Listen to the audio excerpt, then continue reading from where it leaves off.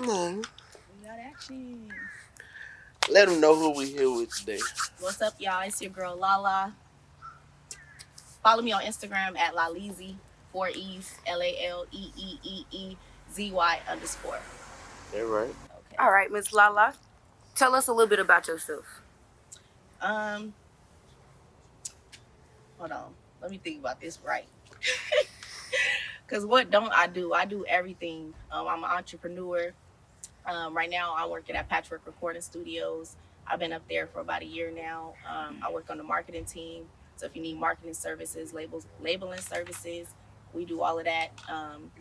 If you need your UPC codes or ISRC codes, anything like that, you can hit us for that. Also, right now I'm on the engineering internship, so I'm about to be learning how to engineer. So, and also I do music as well. So I've been rapping since I was little. I've been writing poems since third grade. That just turned off. It basically jumped off in sixth grade when I started rapping, and then now I'm trying to take this rap thing serious. So I'm about to be dropping music. I got a music video I'm shooting on Friday, and then if you on YouTube, you can check that out by May 1st. That should be published. I'm dropping a song May 1st as well. It's called Mrs. Pot Scraper. So y'all could, keep your ears open for that one. All right, so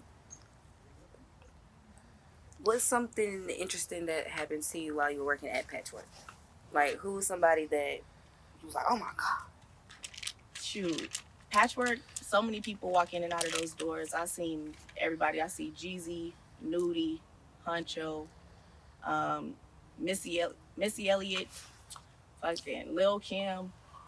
Who don't walk through that bitch? So, like, an interesting story. The reason why, yeah, Missy, the real Missy. The reason why though I'm ready to take this music serious is because like 2-3 weeks ago, Lil Kim was there, and her A&R was there and her security. It wasn't a lot of people at the session, but during the session, the security and the A&R is like, yeah, go in there and talk to Kim real quick. And in my head, I'm thinking like, you don't just go in there and barge in on nobody's session. Like, you know who that is? Like, that's Lil Kim. Like, who the fuck am I to just walk up in Lil Kim's session like, your security told me it's cool if I just come here and talk to you. So I'm like, hell no, y'all got me fucked up. I'm not gonna lose my job because y'all telling me what to do.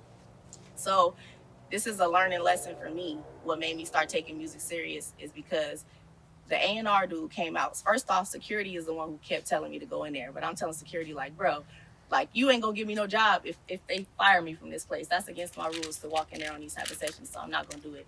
He like, man, who they gonna tell? Me. I'm gonna be the one to tell them you could come in here. So go in there. I'm still telling them no. A&R come out. Security like, man, this girl fire right here. Like, listen to her. A&R like, you rap? I'm like, yeah, I do. He like, all right, take my Instagram. So we exchange Instagrams. Now we following each other. He like, I'm gonna keep in touch. I'm like, all right, cool. Mind you, I told you I've been writing since I was little. I ain't been putting out no music. I just been writing, right? So I'm like, yeah, it's cool. I said I rap, but that's not what my passion was to be no artist. So I go home that night. This is a couple weeks ago, y'all. I go home that night. When I go home, I'm laying down thinking about the situation and how it could have played out differently. What if I would have went in there? What if I would have said something to Kim? Her A&R writes me on Instagram, and he say, yo, send me your Spotify link. He ready to play this shit for Kim. But I ain't got no Spotify link. What the fuck I'm finna do? So that was a learning moment for me, because I said, damn, you could have at least had something on Spotify.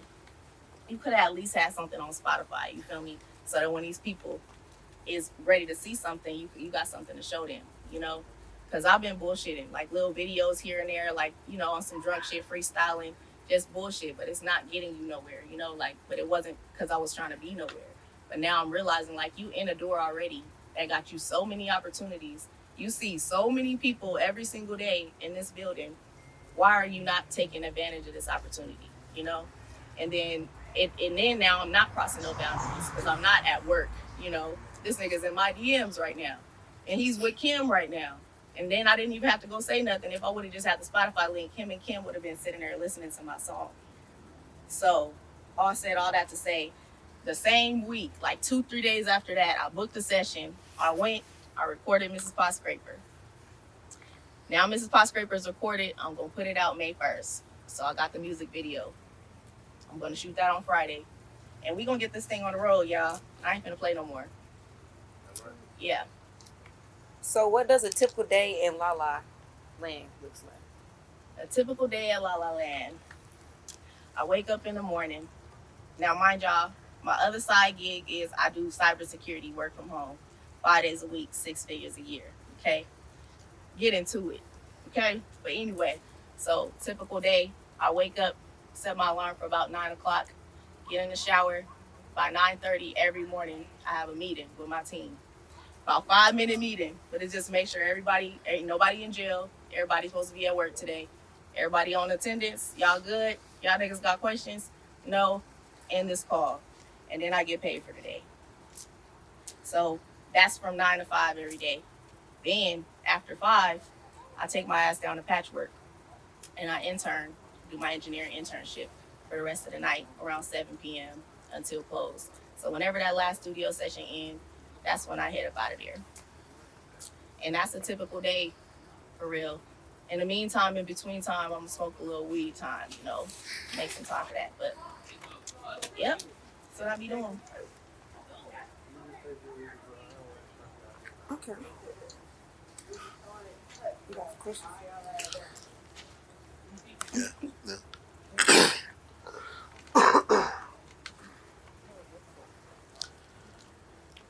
Let me make sure my glasses in. You good? Has there been any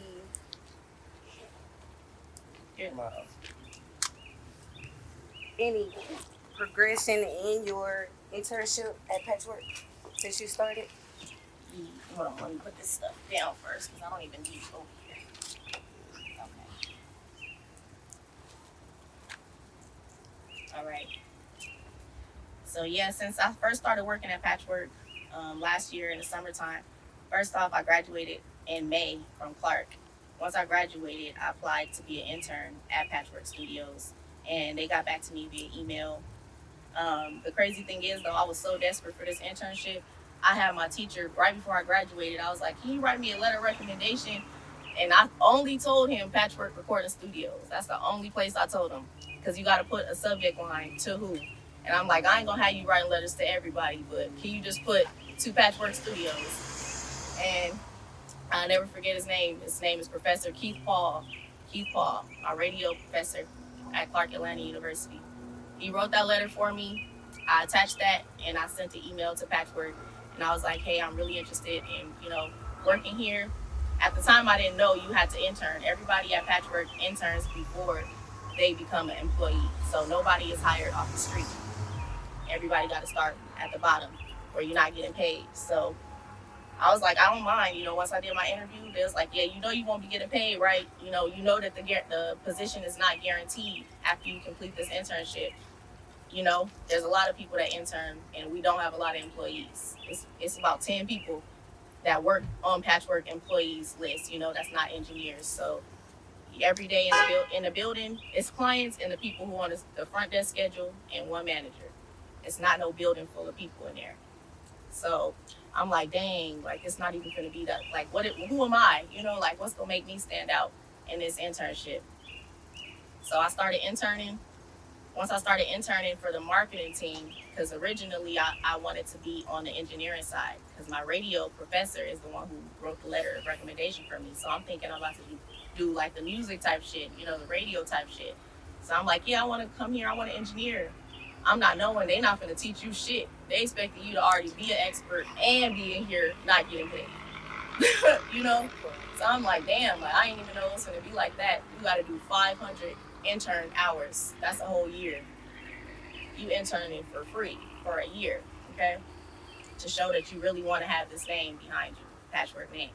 So it's worth it in the end because you get it's gonna pay off. You get the clientele, everybody is there, so the opportunity is yours to take and run with it. But Patchwerk was a blessing in disguise. Once I went from the marketing team and then I went to the front desk, I didn't even finish my internship. Like I was only interning for maybe like 2-3 weeks. and a position became available for the front desk while I was still doing my marketing internship. So they like, all right, yeah, you probably the fastest person to ever go from the marketing team to the full-time position. But like within a week, 2 weeks of me working at Patchwerk, I was working at the front desk. So from the front desk, I worked there for the rest of the year. We did Christmas parties, all that type of stuff. And then come January of this year, I got to be on on the engineering side instead of just the marketing side. So now I'm in every position there. You can call me for anything. Call me if you need to book. Call me if you need, some labeling. Call me if you need some studio time. If you need an engineer. Call me if you need hostings because I do all the interviews there. You can call me for anything at Patchwerk. So, yeah, I do it all up there. What would you say is what? What would you say was your most latest experience at Clark Atlanta University? At Clark, Yeah. oh, dang, man. Clark was lit. We had so much fun. But probably the funnest thing for me, like in my professional field, thank you. In my professional field, it will be, hold on. I got to interview the All-American cast. I got to interview all of them. Yeah, so Corey and them, yeah. I got to interview all of them, and it was actually such a fun experience. They came to our school, and my professor, Keith Paul, he's the one who put me onto that. He was like, yeah, I was always studying and always like in his face asking questions, wanting to know information. And he like, well, I got information for you.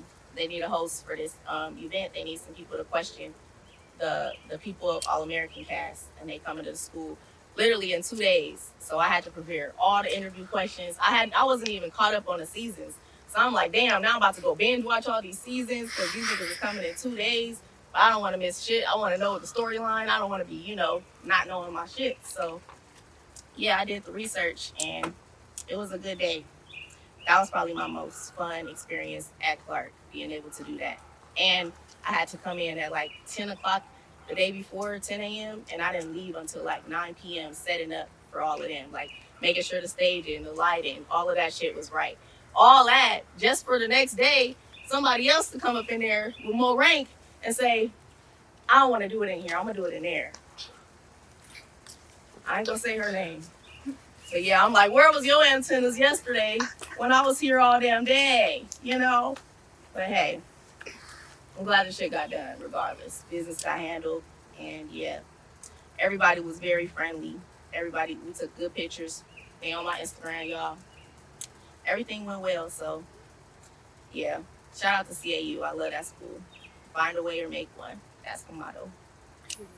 So what was some of your one of your most embarrassing moments at Clark? At Clark? Probably the most embarrassing moment for me is because I got pregnant while I was going to school. Yeah, so my baby is 4 now, and I graduated last year. So it was embarrassing because ain't nobody else walking around here pregnant.